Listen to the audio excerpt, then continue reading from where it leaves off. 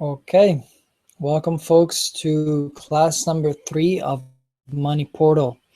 I hope it's going well so far. I get that some of the exercises may feel tedious or just long, but again, stick with it. You'll see a transformation. This kind of work is really about doing the exercises, doing the homework that I provide, and little by little you'll see transformations that will ripple into all areas of your life. So this week, we're covering the shadow. And next week, we're going to go even deeper into this U-shaped underworld journey and cover we're going to cover our childhood money messages. So let's quickly switch to the PowerPoint, and may take a second here. I have a slow computer.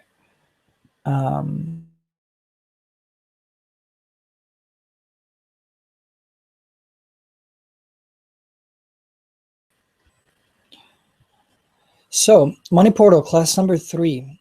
And quick recommendation for today is to, the materials that we're going to be exploring may feel triggering to some of you, may just move some internal emotions. So I really want to invite you right now to, go grab a glass of water, some tea.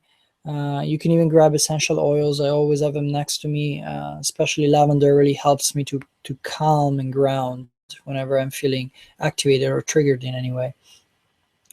And this, just a reminder that this whole course has to do with stepping into adulthood. We wanna really shift from the victim stance and being driven by our unconscious patterns, and have more option, and approach our money from a place of clarity, a prefrontal cortex of the brain. So we actually have access to our capacities, our choice.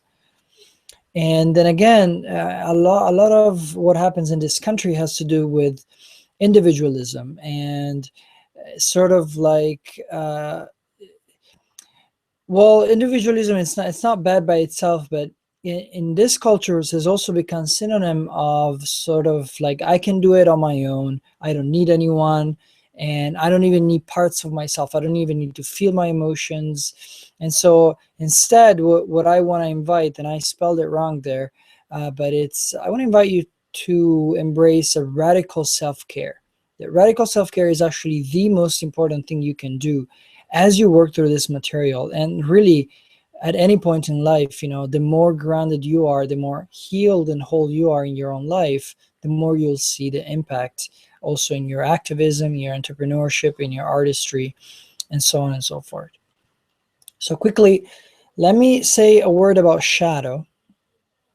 Many of you are probably familiar with the psychological concept of a shadow is, but roughly, this is the idea, is that whenever we do anything in life, whenever we look at another person and we feel either positive emotions towards them, or we feel negative emotions towards them.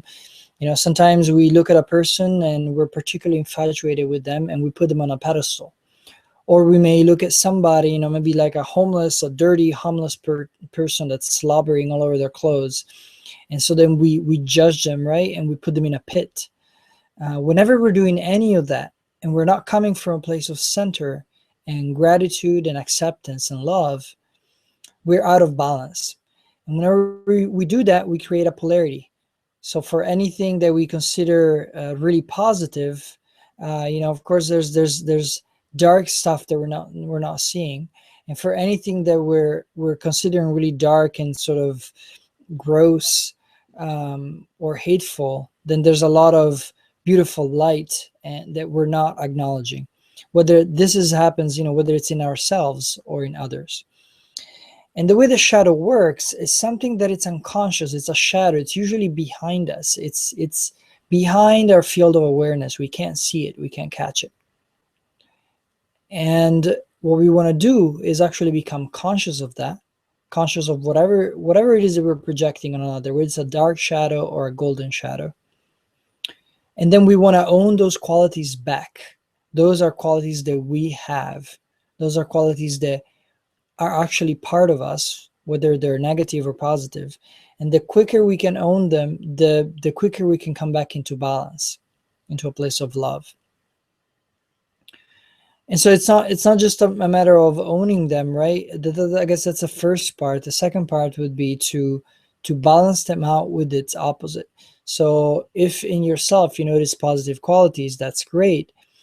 And you also wanna name or be aware of, what are some of the dark parts of yourself that you may not be as willing to name or to look at or to speak about with friends, and maybe you feel ashamed of. It's always important to keep all those parts that make part of the ecology of your inner world. Just keep them present. So we're gonna begin exploring the concept of shadow by looking at two archetypes. And what we're gonna explore here is the archetype of the entrepreneur, or here. And I realized that I used a picture that's pretty stereotypical here. It's a white male. Looks like a successful male, with a suit. And he has the classic, entrepreneurial, the coffee and the always reading something new, and the Sharpies to take notes and write and post things, and the clock. And there's a laptop over here. He's always posting things on Twitter and Facebook, and saving money. There's a piggy bank over here, and there's a light. And so he's always working, always going. And then over here is the other archetype that I want to explore, which I represented with this rewilder, primitivist person. And to me, this embodies the archetype of the person embodied by this woman over here, this girl. It's a person who wants to reconnect to the earth. So it could be an artist, it could be a activist of some kind, someone that maybe protests the status quo and wants to go back to the land, maybe a hippie.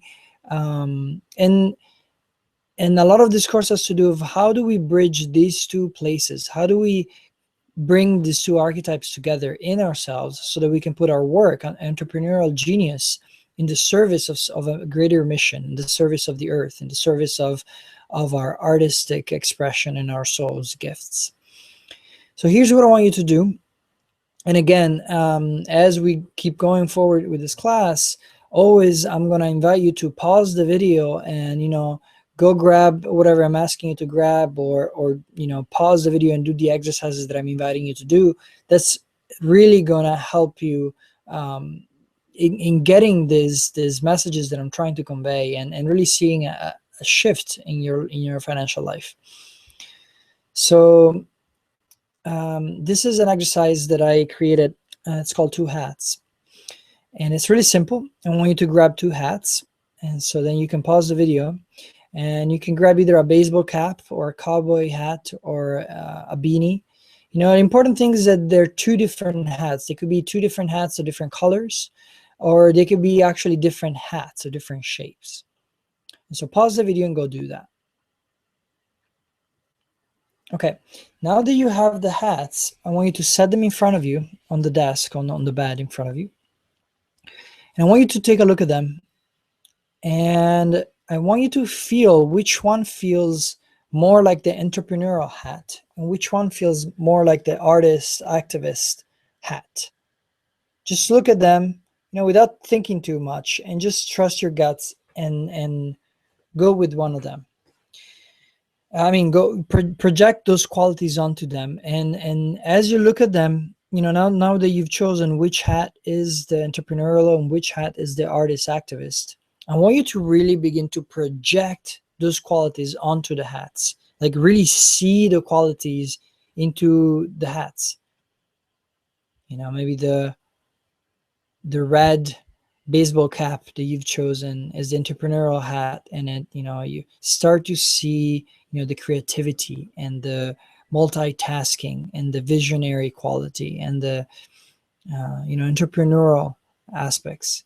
And then the other hat, maybe it's more like a, cowboy hat, or a relaxing, like a Hawaiian kind of straw hat. Maybe you can project like the hippie qualities and more spiritual attitudes, and whatever you'd like. Okay, now that you have them, I want you to start with entrepreneur. So what you're going to do is you're going to take a piece of paper and a pen. And again, feel free to pause the video whenever you'd like. Take a piece of pen and a paper, and I want you to wear the entrepreneurial hat. Put it on. And as you put it on, I really want you to feel into all those qualities that you've projected onto the hat. Really begin to embody them.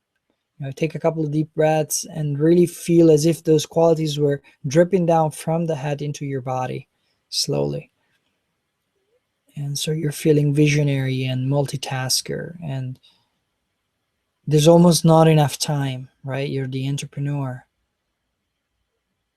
There's so much you want to do. Okay, good. Now I want you to take the pen and you're going to draw a big circle in the middle. Actually, not that big, just a circle in the middle, and you're going to write entrepreneur in it. And then what we're going to do is we're going to mind map what an entrepreneur is to you. What a mind map looks like is a circle in the center with the word that is sort of the center topic. And then you're going to draw lines off of it like spokes on wheels, like tendrils. And then out of those tendrils, out of the spokes, you're gonna write words that connect with the concept of entrepreneur, whatever that is for you. It could be creativity, it could be visionary, it could be greedy, it could be money thirst, it could be determined, it could be ruthless, cutthroat. So I want you to look into what are these qualities of entrepreneur to you. And I want you to think about both positive and negative qualities. And there I give some examples like creative, visionary, diva, shiny, or a cheater, fake, greedy. Keep drawing spokes and then keep writing down qualities, and do this for 5 minutes. Let yourself free write and pause the video in a second. And just see what comes up for you. Just project really those qualities and go now. Okay, good. Now that you've done that, we're going to do the same thing in a different piece of paper with the soul artivist. Artivist is a word that I've learned from some friends in Boulder. It's an artist and activist, right? And again, this is the person that is working for a greater cause, that really has their heart connected with this social justice and environmental justice, and wants to really protect these causes. So again, piece of pen and a paper. You're gonna take off the entrepreneurial hat. You're gonna wear the soul artivist hat. And then I want you to again draw a circle in the center and write soul artivist. And then you're going to write spokes. You're going to draw spokes out of that word. And what are the qualities of the artist activist to you? Think both positive and negative. They could be creative, heart-centered, deeply caring, or maybe angry, raging, dirty, hippie, poor.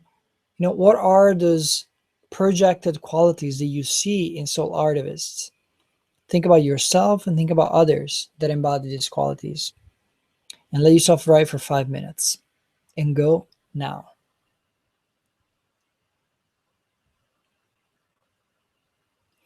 Good. Now that you've done that, I want you to take those two pieces of paper, put them one next to the other, and just look at them for a few seconds. Notice what you've written. And notice if any emotion has stirred up inside your body. If you're having any particular preferences. I'm realizing some spelling mistakes here, but I hope it's all right. Anyway, so what I want you to do now is choose the top 3 qualities for each of the archetype. By top 3, I mean 3 qualities that both 3 positive qualities and 3 negative qualities that really that you really feel triggered by, that hold a particular charge. So there's 3 particular words of qualities that you've named that you really feel true. Okay, now, good. So next, you're gonna take a different piece of paper. You're gonna divide the page in this way, and I drew it out for you, and I hope it's clear enough. You're about to see it. So this is what it's gonna look like. It's gonna be a one line at the top. It's gonna say qualities, and then who, where, when, and how, and then hidden benefit or drawbacks to me. Then there's gonna be 4 columns. You can draw 4 columns right now. And you're gonna write 1, 2, 3, and then again 1, 2, 3, and then I didn't draw it, but you do draw it. Keep going. You're gonna write 1, 2, 3 again, and then 1, 2, 3 again. And we want to have 3 slots for positive qualities and 3 slots for negative qualities, and then again 3 slots for positive qualities and 3 slots for negative qualities. 1 for the entrepreneur, right? And 1 positive quality for the entrepreneur and 1 negative qualities for the entrepreneur, and then 1 positive qualities for the soul artivist and 1 negative qualities for the soul artivist. And it's going to be 1, 2, 3, 1, 2, 3, 1, 2, 3, 1, 2, 3, etc., etc. Now here's how I want you to do it. You're gonna choose those main words that you've chosen, and you're gonna fill it in here. So creative, heart-centered, whatever, and the negative could be greedy, cutthroat, pushy, whatever it is for you. And then here how this is gonna work. This is an exercise that comes from John Demartini, and it's a modified version that I've taken, and it comes from his incredible system that he's created. He calls it the Demartini method, also called the quantum, the quantum healing process, I think it's called. And basically what he does is he helps you bring balance to whatever you think it's out of balance, whatever you're projecting, whether it's like golden shadow, a golden quality, or a negative shadow of a negative quality that you're projecting onto somebody else. It's actually a quality that lives inside of you. You're projecting it out and you're slapping it onto somebody else, and you're not seeing how it lives inside of you. So what we're going to do is, first, I want you to write who. I want you to write here 5 examples for whatever quality you've mentioned, or who has seen you be that way. So creative, who has seen you be creative? And just think about quickly, scan your life. You can think about your past, your present, and think about who has seen you. You can just write the initials. It doesn't matter, writing the whole name. I just wrote AF. And then keep going, CB, TES, whoever the people that have seen you be a certain way. And then next to it, you're going to write, where have they seen you? Where were you when they saw you? When was it? 2001. It was in my room. It was in New York City. And how? What were you doing? What were you doing that they saw you creative? You published, I wrote here, you published an article. So who saw you? Where were you? When was it? And how? How was it? Like, what were you doing that they saw? And this is actually a fairly quick process. It's going to take a little bit at the beginning, but just let it flow, let it stick with it, let it flow. Pause the video again and let yourself fill all of these out.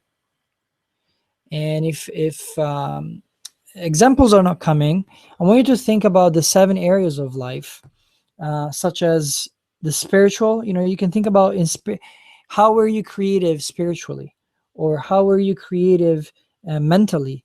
How were you creative in your career, in your vocation? How were you creative in your finances, or just living independently? How were you creative in intimacy and relationships and family? How were you creative socially and in your leadership? And then finally, how are you creative physically in your physical well-being? So if you're having issues of coming up with examples, you can always use those 7 areas of life to come up with examples. Then once you've done with this, you're gonna write, ultimately you're gonna write drawbacks. If it's a positive qualities, you're gonna write drawbacks to you. So how are these qualities that you project onto others, how are they a drawback to you? How is creativity how is creativity a drawback to you? Well, for example, it takes a lot of time, or it whatever it is that you see a positive or a negative quality being a drawback or a benefit to you, and you want to do it 5 times so as to balance out the projected quality and to sort of bring it to a place of 0. Now, Demartini, it actually has you write it 25 to 200 times, because again, he really believes that if we stick with it for about 200 times, the brain rewires itself. I'm having you write it 5 times only because I understand that it could be a lengthy process, but this will give you a glimpse of what's possible and what would happen if you were to change your relationship with it. So pause the video and go ahead and fill all of this out. Wow, okay, so you've done this. Thank you for doing it again. I bet it's been pretty revealing and how these qualities live inside of you.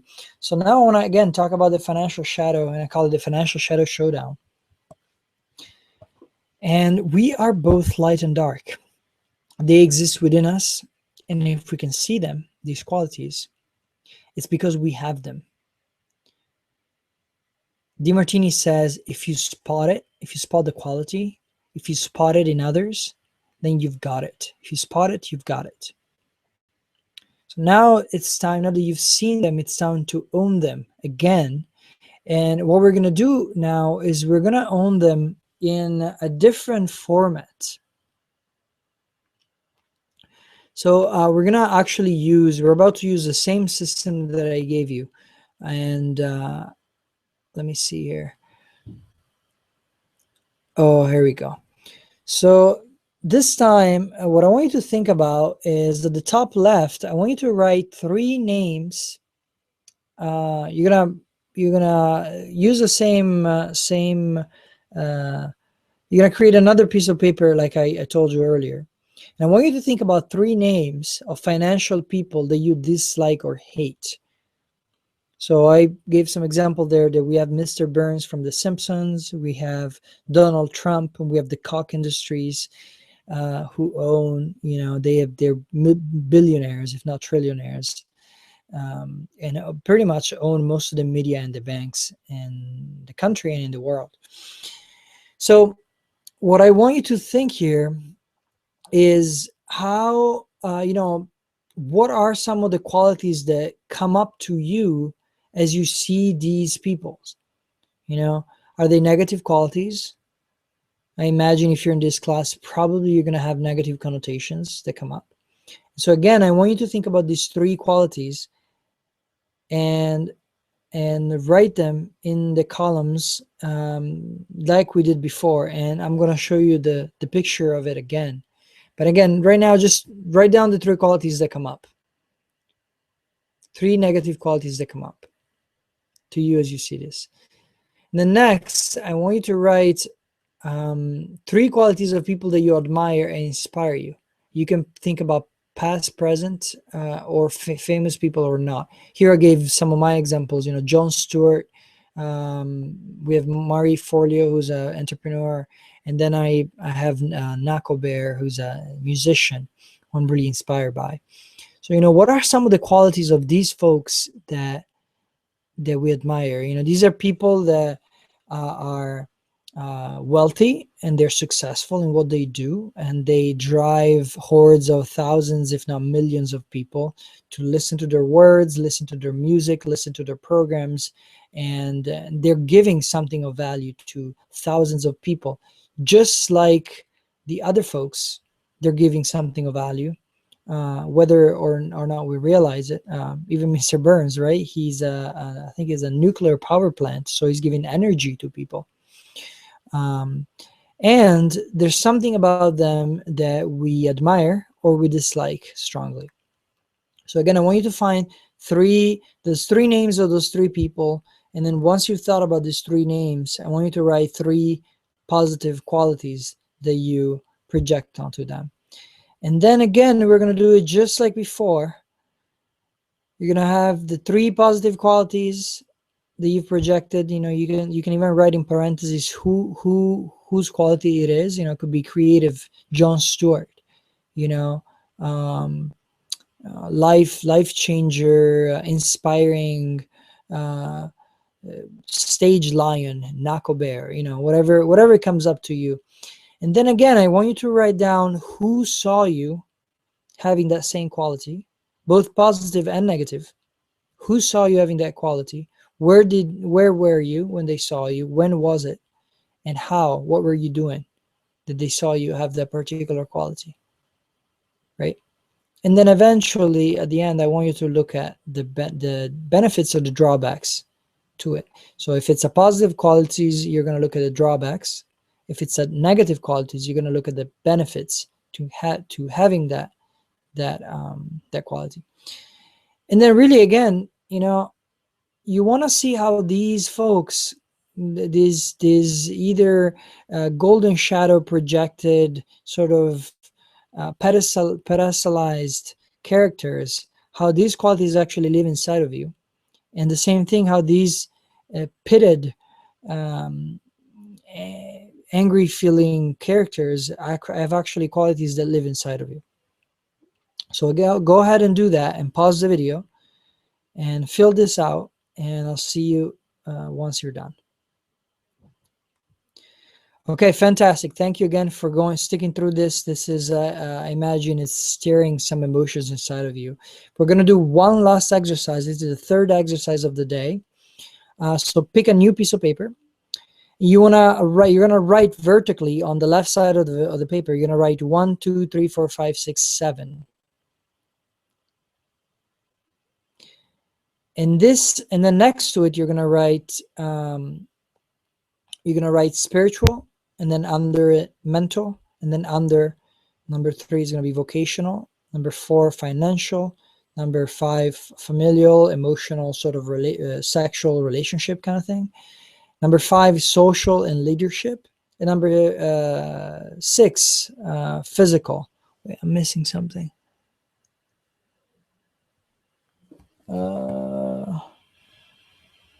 No, it's good. Leave it like that. Now, I want you to list for each category that I've listed, I want you to list 4 splendid qualities that you have in each of these categories. Where is your genius? Where is your rich? Because we often land into a place of scarcity and lack, and we think we don't have enough. But often our riches show up in other areas other than financial. Often some of us, especially the ones that have been poor or just been living on a low budget for most of their lives, or haven't been able to really manage their budget, which is likely to be you if you're taking this class. Often we don't see that we actually have riches and wealth in other areas of life. So I want you to list, how are you wealthy spiritually? And I want you to list 4 qualities of how you're wealthy spiritually, or mentally, or vocationally in your career. How are you wealthy? Where is your rich financially? Maybe you have that, maybe you don't.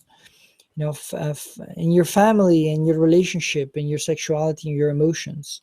Socially, in your leadership, how are you wealthy? Where is your rich in that? And physically, how are you wealthy? Where's your rich in that? And then eventually, once you're done with that, I'm going to have you pause the video in a second. I want you to notice how you can share these qualities in your business, how they can travel through you into your business. And the more you notice them, the more life wealth you attract. Basically, the more you notice them, the more you appreciate them, you notice that you have these qualities, the more life wealth you're going to attract, the more wealthy opportunities you're going to attract, and connections and friends and even money. So go ahead and pause the video and do this exercise. Okay, now that you've done this, the really only simple homework that I have for you this week or this class is to finish this class exercises, because maybe some of you have done them all. Some of you didn't have the time and pause and sort of skipped ahead. So I want you to actually go back and really finish these exercises. If you have extra time and you really want to, get an extra point, go ahead and write more of these qualities. Write more of these qualities, and write more of the hidden drawbacks and benefits, and write more of where were you seen with these qualities and who saw you. And go up to I had you list 5, go up to 20 or 25. And the more you do it, the more your brain is getting reshaped, as we talked about in the previous class. Okay, again, thank you for staying with this class, for staying with this process. Next class, we're going to explore our childhood money message, and we will see you. Oh, I'm going to appear again. Goodbye. There you go. Again, thank you, and we will see you next class for class number 4. Thank you. This is Fabio with the Money Portal.